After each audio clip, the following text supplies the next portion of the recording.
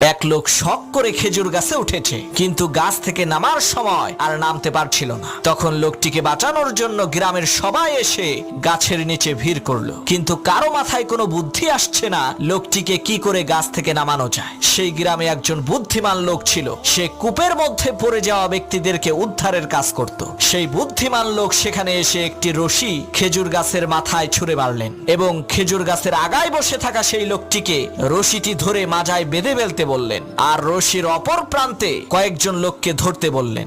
বুদ্ধিমান লোকটির কথা মতো তারা রশিটিকে ধরলেন। হঠাৎ করে সেই বুদ্ধিমান লোক বলল, এখন টান মারো। লোকেরা রশি ধরে টান দিল, সাথে সাথে সেই খেজুর গাছে থাকা লোকটি মাটিতে পড়ে মারা গেল। তখন গ্রামের লোকেরা বলল, আপনি এটা কেমন কাজ করলেন? লোকটা মরে গেল।